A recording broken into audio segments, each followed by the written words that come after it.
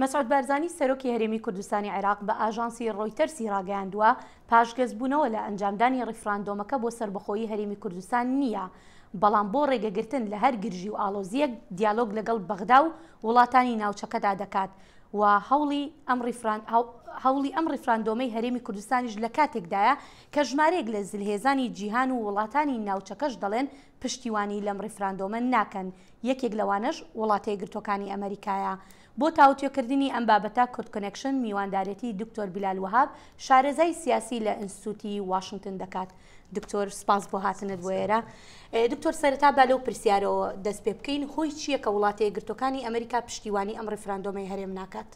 بەڕای من دوو خاڵی سەرەکیە. یەکەم خودی بیرۆکەکە لە سیاسەتی ئەمریکا بە بیرۆکەیەکی باش سیر ناکرێت. بەشی دووەمیشی ئەوەیە کە گەیشتن بەم ئامانجە ئەگەر بیرۆکەیەکی باشیش بێ لەم کاتا زەحمەتە.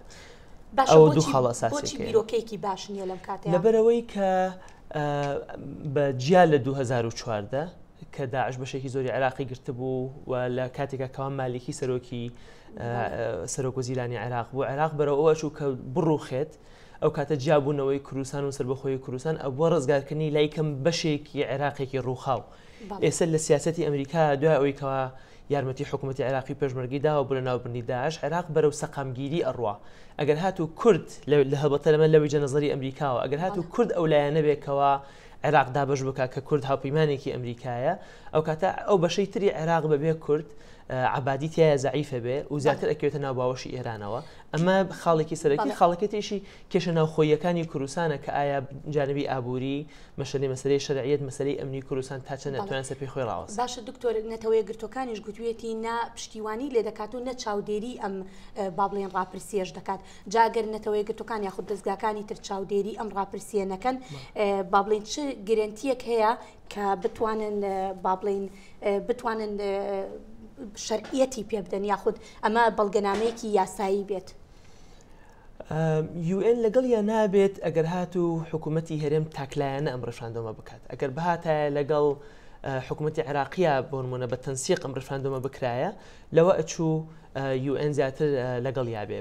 بە تایبەتی ئەگەر هاتوو ناوچە جەناکۆکەکان ناوچەکانی دەرەوەی هەرێمی کوردستان وەکو کەرکووک و وەکو سنجار تایە بەشدار بێت، ئەوە لەوانەیە ئاڵۆزیەکان بۆ هەرێمی کوردستان زیاتر بکات. بەڵام ئەگەر تەنها لە ناو حکوومەتی هەرێمی کوردستان واتە هەولێر و دووهۆک و سلێمانیا بکرێت، لەوە چێ ئەو کاتە کێشە دەولیەکان، کێشە نەودەوڵەتیەکان کەمتر بێت و کێشەی کەمتر، ئەو کاتە نەبوونی UNیش کەمتر کێشە بۆ کوردستان دروست بکات. بەڵێ دکتۆر، سەرۆکی هەرێمی کوردستان لە توێژەکەیدا لەگەڵ ئاژانسی ڕۆیتەرز باسی لە کەرکووک کردووە کە ئێستا جەنابەت باس لەوە کرد، دەڵێ لە پاش ئەم ڕاپرسیە چارەنووسی کەرکووکیش دیاری دەکرێت.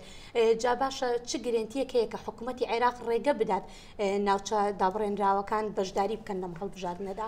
خۆی حکوومەتی هەرێم تا ئێستا باسی ڕیفراندۆمە کات، باسی سەربەخۆییە کات، بەڵام بەڕای من بە ئامانجێکی استراتیژی ناڕوونیەکی زۆر لەم پرۆسەیە هەیە. تا ئیسە پلانێکی ئاشکرا لەلایەن حکوومەتی هەرێمەوە پێشکەش بە ئەمریکا نەکراوە، پێشکەش بە کۆمەڵگەی نێودەوڵەتی نەکراوەکەوە هەنگاوەکانی ڕیفراندۆم و هەنگاوەکانی دوای ڕیفراندۆم چی ئەبن. بەڕای من ئەمە شتێکی باشە بە حکومەوەی کە ئەم فشارانە لەسەر کوردستان زیادە بێت، کوردستان ئەو کاتە توانێت ئەم پلانی کەوا هەیەی وا بیگونجێنێکەوە بە تەنازول دیار نەبێت، بەڵام لە هەمان کاتە ئامانجەکە بپێکێت. بەڕای من کەرکووک یەکێکە لەو کێشە ئاڵۆزانەی کە تورکایەنێتە ناو مۆزوعەکەەوە و هەروەها گلەیی و نیگەرانیەکانی ئەمریکا لەسەر ڕەفراندۆم و پرۆژەی سەربەخۆیی کوردستان زیاتر دەکات. بۆیە تا چەندێک بەغا و حکوومەتی مرکزی عێراقی لەم پرۆسەیە بەشدار بێت، نەک تەنها لە پرۆسەی مفاوەزاتی دوای ڕفراندۆمەکە، بەڵکو پرۆسی ڕفراندۆم خۆشیە لەوە ئەچێت نیگەرانی نێودەوڵەتیەکان کەمتر بکرێن. باشە، سەرۆکی هەرێم ئاماژەی بەوەش کردووە کە پاشگەزبوونەوە نییە لەم ڕیفراندۆمە، بەڵام لەگەڵ ئەوەشدا دەڵێت هەوڵ دەدات کە با بڵێن دیالۆگ بکات لەگەڵ وڵاتانی هەرێم و لەگەڵ عێراقیشدا بۆ ئەوەی قەیرانێک دروست نەبێت یاخود گرژی و ئاڵۆزی دروست نەبێت. تۆ پێت وایە شیانی ئەمە تا چەندێک هەیە کە بتوانرێت قەیرانێک دروست نەبێت لە دوای ڕیفراندۆمەکەوە؟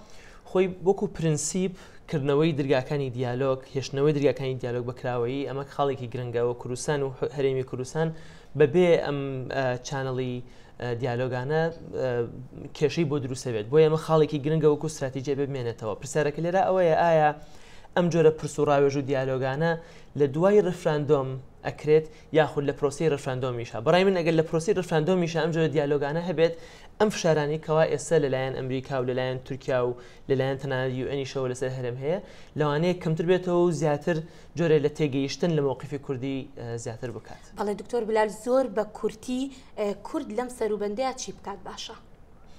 بەڕای من دیالۆگ گرنگە، تێگەیشتن لە ڕای بەرامبەر گرنگە.